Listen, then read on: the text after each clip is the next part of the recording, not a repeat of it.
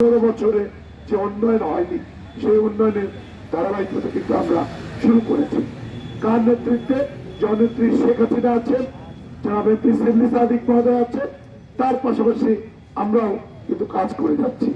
এই ধারা কিন্তু চলমান রয়ে গেল। এই ধারার মধ্য দিয়ে আমরা এগিয়ে যেতে চাই। মাননীয় সংসদ সদস্য আগামী 5 বছরের জন্য মনোনীত হয়েছে।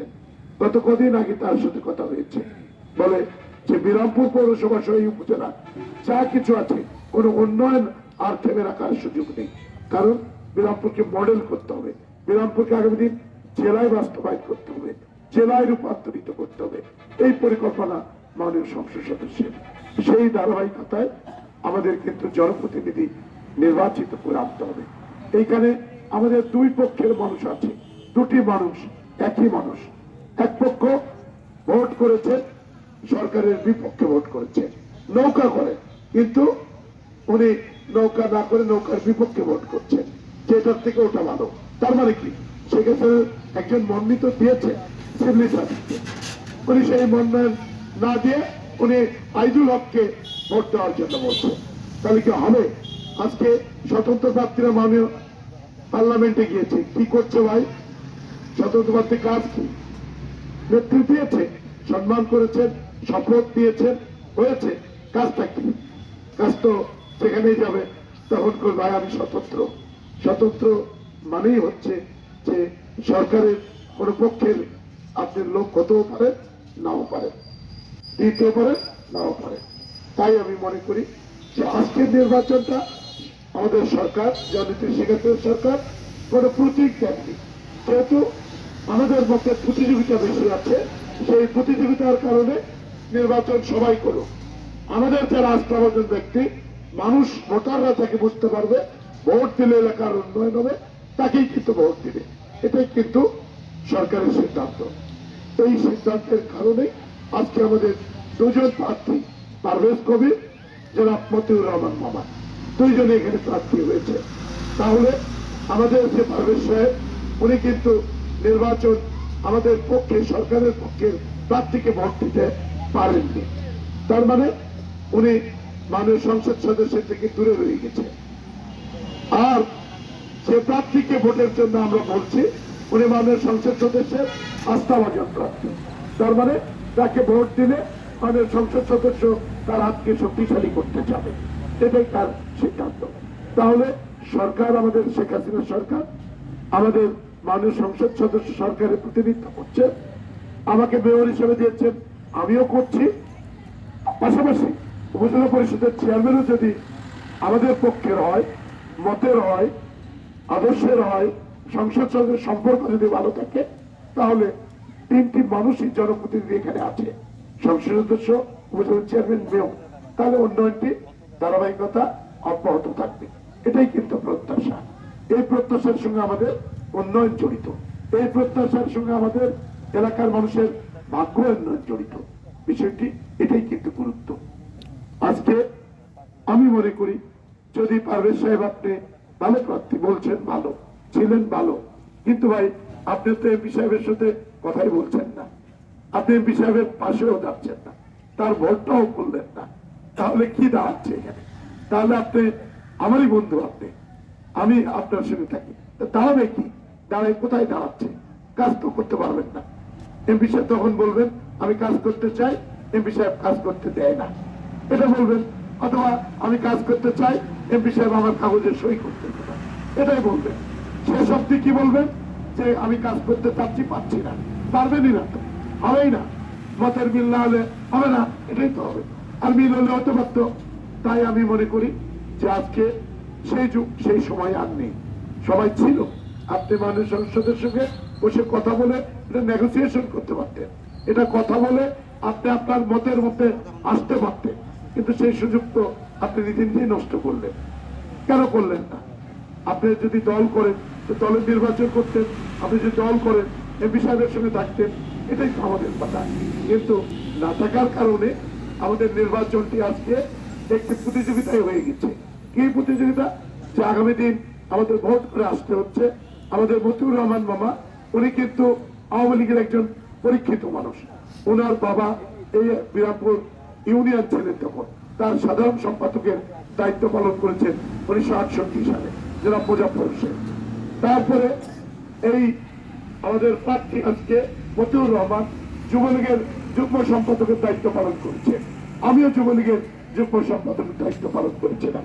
উনি উপজেলা উপজেলা কৃষক লীগে উনি 12টি বছর সাধারণ সম্পাদকের দায়িত্ব পালন করেছেন। 12 বছর উনি কৃষক লীগে যারা মাহাতাবুদ্দিন উনি জেলার প্রেসিডেন্ট, আমি ওই কমিটির একসময় ভাইস প্রেসিডেন্ট ছিলাম। আমি এখন এরপরে আমি জেলা কৃষক লীগের ভাইস প্রেসিডেন্ট হয়েছি, উনি কিন্তু তখনও সাধারণ সম্পাদক ছিলেন। এইভাবে ধারাবাহিকতায় কাজগুলি রয়ে গেছে। তাই আগামী 8 তারিখ আমাদের যে নির্বাচনটা অত্যন্ত একটি গুরুত্বপূর্ণ নির্বাচন। আমরা শুধু আপনারা আমাদের প্রতি বিশ্বাস হচ্ছে, এইটুকু বিশ্বাস রাখবেন যে সবগুলি মেরুকরণ, সবগুলি যদি ক্ষমতা, এমপি, উপজেলা চেয়ারম্যান, মেয়র, জনপ্রতিনিধি যদি সবাই একই কাতারে থাকি, উন্নয়ন করা ভালো। এই লাভটি কে পাবে? এই লাভটি জনগণ পাবে। এই লাভটি কে পাবে? এলাকার ভোটাররা পাবে। এই লাভটি কে পাবে? বিরামপুর বাসী পাবে, বিরামপুর উপজেলাবাসী পাবে। কিন্তু সম্পর্কের ঘাটতি হলে আপনি একদিকে আমি আর একদিকে, সেটাতে কিন্তু কোনো লাভ হবে না। কেউ কিন্তু এই লাভ পুষিয়ে দিতে পারবে না। আজকে আজিজুল চৌধুরী সাহেব এসে আমার পারভেজ ভাইয়ের জন্য বক্তব্য দিচ্ছে, যে দেন পারভেজ ভাইকে বক্তব্য, উন্নয়ন আপনাদের যা লাগে করে দিবে। হবে? আজিজুল ভাই আপনি কিভাবে দিবেন? আপনি তো ট্রাক্টরকে নিয়ে করেছেন, আপনি তো বাড়িতে চলে গেছেন, আবার এসে বাড়ি থেকে এসে ডিস্টার্ব কেন? বাড়িতে আছেন, থাকেন, বয়স হয়ে গেছে, বসে থাকেন, আবার এসে ডিস্টার্ব দিবেন। নবাবগঞ্জ থেকে আসে আপনি বলতেছেন আরেক ভাই যে আমরাই পাশে থাকবো। আপনি নবাবগঞ্জটাই দেখেন, এমপি সাহেবের ওটাই করেন, তখন না করে আবার এখানে এসে করতে চাচ্ছেন কেন? আমি মনে করি যে আপনাদেরকে যখন দায়িত্ব আল্লাহ দিবে তখন আপনারা উন্নয়ন করবেন।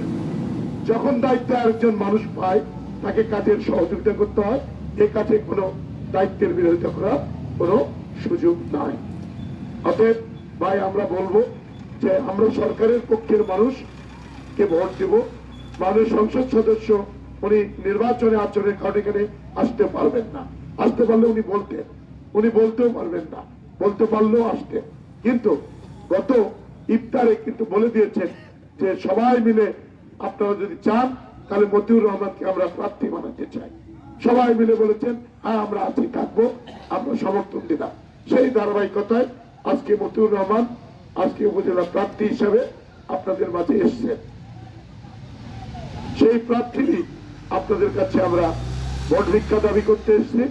আপনারা আগামী 8 তারিখ আনারস প্রতীকে ভোট দিয়ে আমাদের সরকার, মাননীয় সংসদ সদস্য, এই এলাকার কে কথা বলছে ওখানে, রস্তম আলী নাকি কে কথা বলছে দেখতো,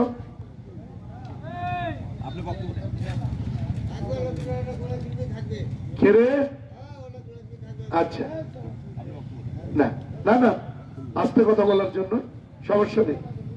আমি শুধু এটুকুই বলবো, না কিছু মানে আসতেছি, আমি শুধু বলবো যে এই এলাকার উন্নয়নের দ্বারা অব্যাহত রাখতে হলে মাননীয় সংসদ সদস্যের, মাননীয় প্রধানমন্ত্রী জননেত্রী শেখ হাসিনার দলের মানুষকে মনোনীত করে আসতে হলে আমরা সেই উন্নয়নের দ্বারা অব্যাহত রাখতে পারবো। সেই ধারাবাহিকতায় আমরা আপনাদের কাছে আগামী 8 তারিখের যে নির্বাচন, এই নির্বাচনে আনারস প্রতীকের একটি ভোট ভিক্ষা আপনাদের কাছে দাবি করে আপনাদের মঙ্গল, শুভকামনা, সুস্বাস্থ্য কামনা করে। কারণ আমি আপনাদের সন্তান, আপনাদের হয়ে কাজ করছি। আপনারা আমাকে সেই ক্ষমতা, আপনারা আমাকে সেই পদে দিয়েছেন, মাননীয় সংসদ সদস্যের সেই নেতৃত্বে আমি সেখানে অবস্থান করছি। মাননীয় প্রধানমন্ত্রীর আস্থাভাজন হওয়ার কারণে আমরা সবাই মিলে একসঙ্গে যেন একই বলায় একই কাতারে কাজ করতে পারি, এই আশাবাদ আমরা ব্যক্ত রাখছি। আমরা চাই আগামী দিনে এই এলাকায় 8 নম্বর ওয়ার্ডের উন্নয়নের দ্বারা যেন অব্যাহত থাকে, আমরা সেই ফসল ঘরে তুলতে পারি, এটাই আমাদের প্রত্যাশা। এই প্রত্যাশা কেন করছি? এই প্রত্যাশার সঙ্গে সংসদ থাকবে, প্রশাসন থাকবে, সব মানুষগুলি আমরা একসঙ্গে কাজ করবো উন্নয়নের জন্য। তাই আপনাদের কাছে আবেদন যে আগামী 8 তারিখ আমরা যেভাবে বিগত দিন মাননীয় সংসদ সদস্যকে বিপুল ভোটে নৌকা প্রতীক নয়, যেহেতু নৌকা প্রতীকের প্রার্থী হিসেবে উনি সংসদ সদস্য ভোট দিয়েছেন, তারই মনোনীত ব্যক্তি আমাদেরকে, আমি আসছি আপনার জননেত্রী শেখ হাসিনা আস্থাভাজন, যারা সিভিল সাদিকের আস্থাভাজন প্রিয় মানুষ হিসেবে আপনাদের কাছে এসে ভোট ভিক্ষা করছি। আমি প্রার্থীকে দলের বা আর কারো মনোনীত বলবো না, বলবো যে আমাদের মতে আমাদের একই কাতারে রাজনীতি করি, একই কাতারে নির্বাচনের কারণে, আচরণবিধির কারণে আমরা বলবো আমাদের সকলের আস্থাভাজন ব্যক্তি এবং বাংলাদেশ আওয়ামী লীগের একজন পরীক্ষিত মানুষ, সেই মানুষকে আগামী দিনে আনারস প্রতীকে ভোট দিয়ে জয়যুক্ত করার জন্য অনুরোধ রেখে আপনাদের সবার সুস্বাস্থ্য, দীর্ঘজীবন, উত্তরোত্তর সাফল্য, সমৃদ্ধি শুভকামনা করে আমার বক্তব্য এখানে শেষ করছি। সবাইকে ধন্যবাদ। জয় বাংলা, জয় বঙ্গবন্ধু, জয় মেহনতি মানুষের জননেত্রী শেখ হাসিনার নেতৃত্বে সাদিক মহোদয়ের সার্বিক সহযোগিতায়।